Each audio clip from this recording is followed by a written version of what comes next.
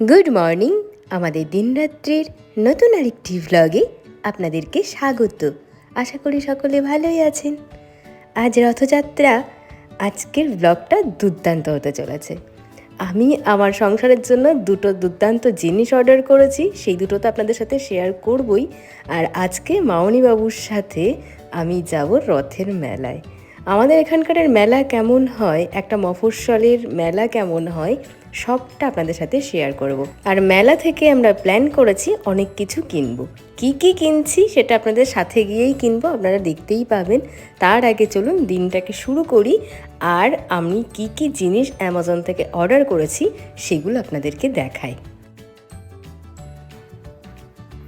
ভ্লগের শুরুতেই একটা ভীষণ ইম্পর্ট্যান্ট বিষয় আপনাদের সাথে শেয়ার করতে চাই।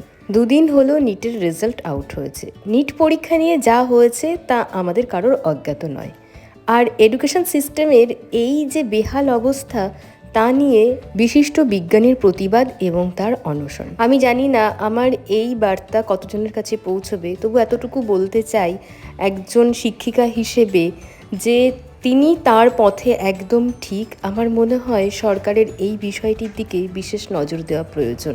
আমার ইচ্ছা আছে বর্তমান শিক্ষা ব্যবস্থার কঙ্কালসার অবস্থা এবং আমি একজন প্রত্যক্ষদর্শী হিসেবে আমার যা অনুভূতি সেই বিষয়গুলো একদিন ব্লগে শেয়ার করার। যাই হোক, বিষয়টি নিয়ে দু চার কথা বলতে বলতে আমার আনপ্যাকিং তো হয়ে গেছে। দেখতেই পাচ্ছেন 11 একটা ব্লেন্ডার আমি অর্ডার করেছি 400 ওয়াটের। আর এখানে নিয়েছি একটা অলিভ অয়েল, দিশানোর অলিভ অয়েল। আজকে একটা পাস্তা বানাবো, দেখি কেমন হয়। তো এর রিভিউ ভীষণ ভালো। আর নিয়েছি একটা 11 এই electric Kettle, multi cook Kettle. মানে এটাতে অনেক কিছু করা যাবে। আমি সব রেসিপিগুলো আপনাদের সাথে শেয়ার করবো যে কী কী এর মধ্যে আমি বানাচ্ছি। ডালিয়াও বানানো যাবে, অনেক কিছু। এটা একবার দেখে নিন এটার মধ্যে পার্টগুলো কী কী আছে। এটা তো একটা গ্লাস লিড, আর এটা হচ্ছে এর স্টিল বডিটা।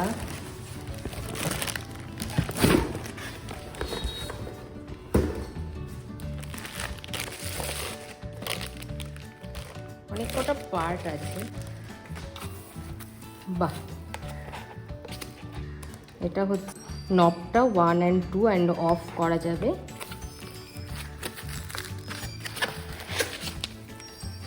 এটা হচ্ছে অনেকটা জায়গাও আছে।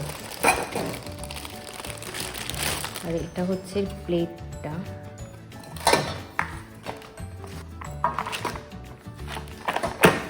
বসাতে হবে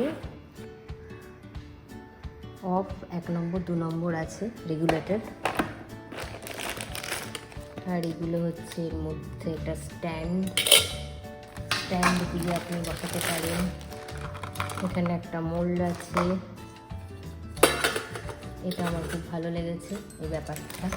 মানে মোমো বানানো যাবে, নিচটাতে স্যুপ হলো, ওপরটাতে মোমো হলো, অল্প একটু মোমো টুক করে হয়ে যাবে। মানে খুব সুন্দর আর হ্যান্ডি, কোথাও গেলে পরে এটা ক্যারিও করা যাবে। খিচুড়ি বানানো যাবে, বিভিন্ন রকম নুডলস বানানো যাবে, রাইসের বিভিন্ন আইটেম বানানো যাবে। যারা ননভেজ খান তাদের জন্য এটা বেশ ভালো হবে। এগ বয়েল করতে পারেন, ভেতরে দিয়ে জল দিয়ে এটাকে দিয়ে দিলে পরে এগ বয়েল হয়ে যাবে। এখানে একটা ওদের গাইডলাইন বুক দেওয়া আছে, অ্যান্ড এটা হচ্ছে ইউজার ম্যানুয়াল। আর এটা মনে হয় কেক বানানোর একটা পাত্র। আমি এর লিঙ্ক ডিসক্রিপশান বক্সে দিয়ে দেবো, আপনারা চাইলে পারচেস করতে পারেন। আমি অর্ডার করেছিলাম সেটা হচ্ছে এটা আমার খুবই কাজের একটা জিনিস। আমার মিক্সি মেশিনটা রিসেন্টলি খুব অবস্থা খারাপ তার। আপনারা সব সময় বলতে গেলে প্রায় প্রত্যেকটা ভিডিওতেই জানতে চান আমার মিক্সি মেশিনের লিঙ্ক অ্যান্ড ওটা কেমন। আমি কিনেছিলাম তখন প্রথম একটা, আমি যখন কিনি তখন আমি ভিডিওগ্রাফি করতাম না, অনেস্টলি স্পিকিং, চ্যানেলের জন্য কেনা নয়। তো তখন আমার মনে হয়েছে যে না, ওই মেশিনটা আমার জন্য ঠিকঠাক নয়, আর একটু ভালো কোনো মেশিন হলে ভালো হতো। তো তখন আমি 11 এটা সার্চ করি, অ্যান্ড অনেক কিছু দেখার পরে 11 এটাকেই আমি বেছে নিই। রিগাল পার্সোনাল ব্লেন্ডার, এখানে ম্যানুয়াল দেওয়া আছে। আমরা সবাই মোটামুটি জানি ব্লেন্ডারগুলো কী করে ইউজ করতে হয়। তো এর শেপ অ্যান্ড কালার একদম পারফেক্ট। আর আপনারা জানেন আমার কিচেনের থিম হচ্ছে রেড অ্যান্ড হোয়াইট, তার সাথে ওই জন্য থিমকে ম্যাচ করে আমি এই কালারটা চুজ করেছি। আমার ভীষণ পছন্দের একটা মেশিন এটা এসেছে। একটা দুটো তিনটে জার আছে, একটা বড়, আর এটা হচ্ছে মিডিয়াম সাইজ, আর এটা হচ্ছে ছোট সাইজ। ব্লেড আছে, এটা হচ্ছে আপনার ব্লেন্ড করার জন্য, আর এটা হচ্ছে গ্রাইন্ড করার জন্য। পোস্ত সর্ষে আমরা যে গ্রাইন্ড করি পিষি, সেটার জন্য এটা, আর এটা ব্লেন্ড করার জন্য, মশলা পেশার জন্য। আগের ব্লেন্ডার মেশিনের যে ব্লেড যে পোর্শনটাতে রয়েছে এই অংশটা ফেটে গেছে, যখন মশলা পিষাই করি তখন মশলার জলগুলো বেরিয়ে যায়। এটা মনে হচ্ছে অনেকটা স্টেডি। আর এই যে দেখছেন ইলেকট্রিক কেটল উইথ স্টিমার, এটা 1.2 লিটারের। আপনারা জানেন আমার মা বাবা শুদ্ধ বৈষ্ণব, কোথাও বেড়াতে গেলে খাওয়া দাওয়ার ভীষণ সমস্যা হয়, তাই এই ধরনের একটা মাল্টিপারপাস কেটল থাকলে খুব সুবিধাজনক। ভাতও কিন্তু এতে করে নেওয়া যাবে। গ্যাস নিয়ে যা ভুগতে হয়েছে সাধারণ মানুষকে, তাই আমি আর গ্যাসের ওপরে ভরসা করতে পারছি না, ইলেকট্রিকই এখন আমাদের ভরসা। Hi, good afternoon. এখন আমি তৈরি হয়ে গেছি আর মামুনি বাবুর সাথে যাচ্ছি মেলায়, রথের মেলায়। প্রথমবার শ্বশুর শাশুড়ির সাথে রথের মেলা দেখতে যাচ্ছি। ছোটবেলায় বাবার সাথে যেতাম, এখন শ্বশুর মশাইয়ের সাথে যাচ্ছি। চলুন আমিও যাই আর আপনাদেরকেও নিয়ে যাই। ব্যালকনির গেটটা বন্ধ করে দিলাম, না হলে যদি আবার হনুমান চলে আসে ঘরের মধ্যে। আর মামনিবাবু তৈরি হয়ে গেছেন। ওনারা ভেবেছিলেন 4টের সময় যাবেন মেলাতে। আমি বললাম এত তাড়াতাড়ি এখনো মেলা বসে না, একটু পরে যাও।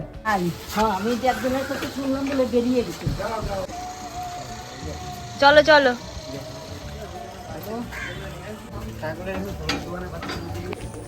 আমরা যাচ্ছি রথের মেলায় সবাই মিলে। ও তো ওই ব্রাহ্মণ দীক্ষা পেয়ে গেছে।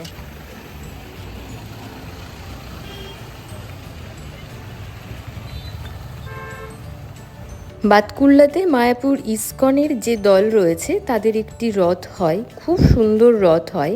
আমার মায়েদেরই দল, আপনারা জানেন মা বাবা ইসকনের সদস্য। মা বাবা আজকে ভীষণ ব্যস্ত। আমরা তো এখান থেকে টোটো নিয়ে নিলাম, আমরা যাব বড় বাজার। যদিও হেঁটে ওই 10 মিনিট মতন লাগে, তবু মামনি যেহেতু অতটা হাঁটতে পারবেন না, সেই জন্য টোটো করেই যাওয়া। আর যে কথা বলছিলাম যে ইসকনের রথ, সেই রথ উদ্বোধন করতে আসছেন আমাদের এখানকার এমএলএ। তাই পুলিশের দেখলাম বেশ প্রচুর পাহারা, অনেক পুলিশ দেখলাম মোড়ে মোড়ে দাঁড়িয়ে রয়েছে। উত্তম আজকে তাড়াতাড়ি অফিস থেকে ফিরছে। ওই যে দূরে বাতকুল্লা স্টেশন, ট্রেন এসেছে, ওই ট্রেনেই উত্তম নেমেছে। ওকে ফোন করে বলে দিয়েছি যে আমরা মেলাতে যাচ্ছি। আমার সব থেকে যেটা ভালো লাগছে এই আকাশটা, কি সুন্দর না নীল আকাশটা। আমরা পৌঁছে গেছি মেলা প্রাঙ্গণে, একদম সামনেই রথ দাঁড়িয়ে রয়েছে। ছোট্টবেলা থেকে বাতকুল্লার রথের মেলা বলতে এই রথকেই বুঝি। বড় বাজারে ধানাটার মোড়ে এই রথ বসে, আর কত দোকান বসেছে। আর এখানে চিনি, কলা, পান, দূর্বা একসাথে বেঁধে বিক্রি করছেন, জগন্নাথ দেবকে দেওয়া হয়। ওই দেখুন রথ, চলুন আমরা গিয়ে রথ দর্শন করি আর জগন্নাথ দেবের সাথে একবার দেখা করে আসি। কেমন সাজুগুজু করে যাচ্ছেন তিনি মাসিমণির বাড়ি, 2 ভাই বোনকে সাথে করে নিয়ে। এটা হলো ধানাটার 4 রাস্তার মোড়। এই দেখুন 3টে রাস্তা, আর আমরা এসেছি এই বাদিকের রাস্তা থেকে। মামনিবাবুই যে দূরে দাঁড়িয়ে রয়েছে। আর আকাশটা সত্যিই সুন্দর, কিন্তু এক কোণে কালো মেঘ করেছে, জানি না বৃষ্টি নামবে কিনা। এই দেখুন কি অপূর্ব লাগছে, নীল আকাশ, পেঁজা তুলোর মতন সাদা মেঘ, আর আমাদের রথ, তার সাথে জগন্নাথ দেব যাচ্ছেন মাসিমণি বাড়ি। চলুন একটু চরণামৃত নিয়ে নিই।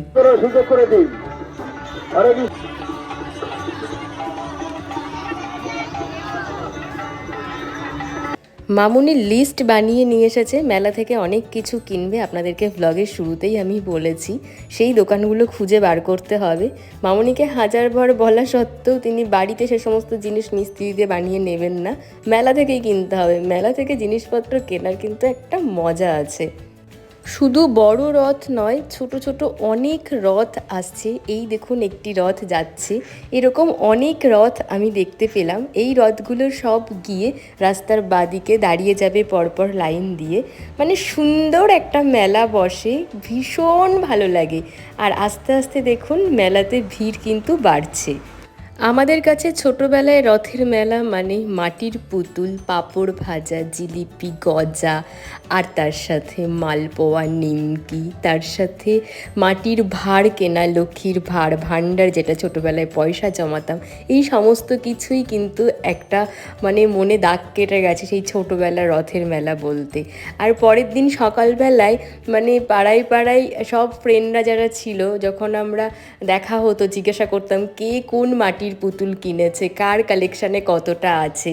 এটা যেন একটা সেই নিজেকে ধনী মনে করার মতন একটা ব্যাপার যে আমি এতগুলো মাটির পুতুল কিনেছি, তুই কি কিনেছিস। তো সেই আবেগটা কিন্তু এই মানে বয়সে এসে আর নেই। তবে এইখানে জগন্নাথ দেবকে অনেক কাছ থেকে দর্শন করতে পারলাম। আপনাদের সাথেও একবার জগন্নাথ দেবের দেখা করিয়ে দিলাম। কি মিষ্টি লাগছে দেখুন তিন ভাই বোনকে, মানে এত কিউট, মানে সত্যিই খুব ভালো। এখান থেকে একটি প্রসাদও পেয়েছি আমি, আগেই তো চরণামৃত নিয়েছিলাম, বাতাসাটা আমি মুখে পুড়ে দিয়েছি। আর মিষ্টি তো কী হয়েছে, প্রসাদ না, প্রভুর প্রসাদ। আর পাঁপড় ভাজছে, কিন্তু আমি পাঁপড় ভাজা খাইনি, তবে ভেবেছি জিলিপি, গজা সব কিনে আজকে বাড়ি নিয়ে যাব।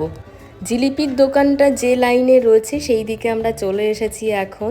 গরম গরম জিলিপি ভাজছে। দু রকমের জিলিপি আছে, ময়দা দিয়ে তৈরি এক ধরনের জিলিপি, আর আছে আপনার আতপ চালের তৈরি জিলিপি। এই ছোটো ছোটো জিলিপিগুলো ওনারা তাই বললেন। একটা খেয়ে দেখার রিকোয়েস্টও করলেন, আমি খেয়েও নিয়েছি, সত্যি একদম মুচমুচে অসাধারণ। আর গজা, মালপোয়া দেখে মামুনি বলছে এগুলো একটু একটু নিতে হবে। আর আমার ততুভতু যে নিমকি খেতে ভালোবাসে, এটা আপনারা কিন্তু জানেন।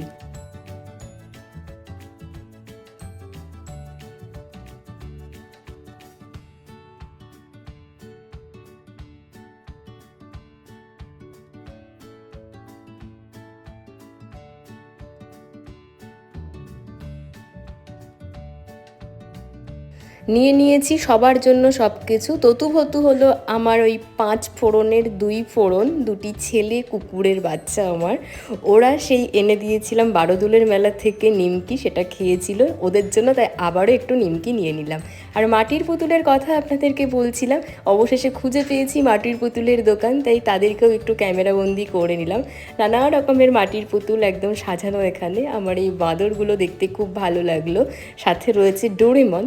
আর আমরা ওই দোকান ছেড়ে এখন চলে এসেছি বটির দোকানে। বললাম না আপনাদেরকে, মামুনি লিস্ট বানিয়ে নিয়ে এসেছেন, এই হলো সেই লিস্টের মধ্যে 1 নম্বর চয়েস ওনার, মানে ফার্স্ট প্রায়োরিটি বটি নিতেই হবে।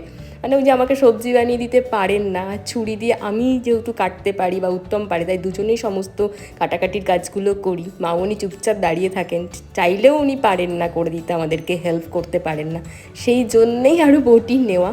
শ্বশুরমশাই বটি দাম দর করছেন, বটির তো অনেক দাম, 500 টাকার নিচে তো বটি দেবেন না, 550 করে চাইছেন, বলছে 500-র নিচে হবে না। বহু কষ্টে একটা বটি দরদাম করে পছন্দসই হয়েছে, 420 টাকা নিয়েছে। এখন যাচ্ছি আমরা কাঠের দোকানের খোঁজে। মামনির এখন সেকেন্ড প্রায়োরিটি লিস্টের রয়েছে, টুল কিনবেন তিনি। আর এখানেও দেখুন সব লোকজন কিন্তু মেলার প্রাঙ্গণের দিকেই যাচ্ছে, মানে ওই 4 রাস্তার মোড়ের দিকে। আমরা টুলের দোকান খুঁজে পেয়ে গেছি, কাঠের জিনিসপত্র এখানে বিক্রি হচ্ছে। একজন বয়স্ক দাদু নিয়ে বসেছেন, তার সাথে মামুনি বাবু একদম আলাপচারিতা করতে ব্যস্ত, কিন্তু এত জোরে সানাই বাজছে যে কেউ কারোর কথা শুনতে পাচ্ছেন না। আর মামুনি বাবুকে দেখুন কি সুন্দর দুজনা মিলে শপিং করছেন মেলাতে।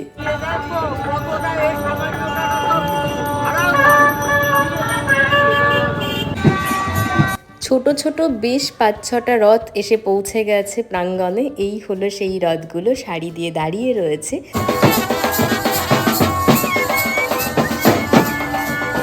দেখলেন একজন নাচ করছিলেন বাজনার তালে তালে। আর এখানে কিন্তু সেই বিখ্যাত আরিয়ানের ভীষণ পছন্দের মথুরা কেকের দোকান দেখতে পেলাম। আমাদের ছোটবেলায় এই মথুরা কেক ছিল না।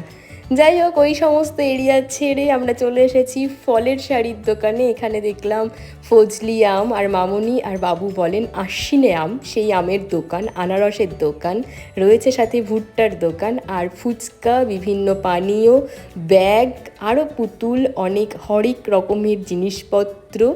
এই সমস্ত ঘুরতে ঘুরতে চলে এসেছে এখন বৃষ্টি। আর বৃষ্টিতে তো সবাই এদিক ওদিক দৌড়ে নিজের মাথা বাঁচাতে ব্যস্ত। শেষ পর্যন্ত বটি দাম দর করে ওই দোকানেই আমরা রেখে এসেছিলাম, সাথে নিয়ে আসেনি। বাবু এখন আনতে গিয়েছেন, আর দেখুন তখনই বৃষ্টি এসেছে। কত নিল? 450। হ্যাঁ, খুব জোরে বৃষ্টি আসেনি, ঝিরিঝিরি বৃষ্টি, তবু গায়ে কিন্তু 2-4 ফোঁটা জল পড়েছে। আমরা টুল কিনেছি, অনেক গজা কিনেছি, জিলিপি কিনেছি, দিয়ে আমরা বৃষ্টিতে ভিজেছি, আবার বাড়ি যাচ্ছি। মামনিকে নিয়ে আমি আর বাবু রসিকতা করছি। বৃষ্টির জল আমাদের মাথায় পড়লে আমাদের জ্বর আসে, আর বাবু বলছেন যে না, তোমার মামনি বৃষ্টিতে ভিজলে ওনার জ্বর সেরে যায়। মামনির সব কিছু উল্টো, তাই মামনিকে নিয়ে সব সময় আমাদের একটা হাসাহাসি চলতেই থাকে। দেখতে দেখতে তো আমরা টোটো পেয়ে গেছি, আর আমরা এখন বাড়ির পথে। আর মায়েদের ওদিকের রথ চলে এসেছে আমাদের বাড়ির কাছাকাছি। এই দেখুন রথের সাজগোজ, কি সুন্দর প্রসেশন ওনারা বার করেছেন। এদের বৃষ্টিতে সব নষ্ট করে দিয়েছে।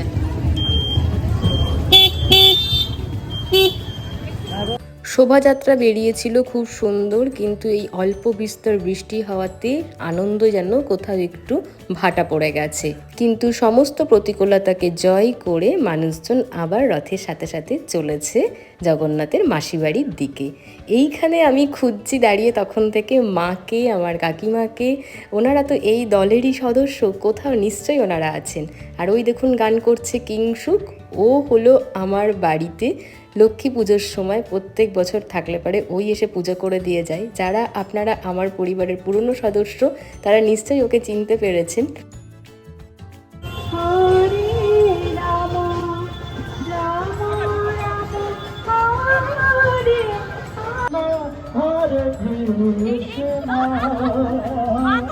কৃষ্ণ কৃষ্ণ হরে হরে হরে। কাতারে কাতারে লোকজন বৃষ্টি বাদলাকে মাথায় করে নিয়ে জগন্নাথ দেবের সাথে আনন্দ করতে করতে চলেছেন এই শোভাযাত্রায়। অবশেষে মাকে খুঁজে পেলাম। আমি খুঁজছি কাকিকে, বলছি মা কই, মা কাকি বলছে ওই দিক আছে। হ্যাঁ, কেনাকাটা হয়ে গেছে।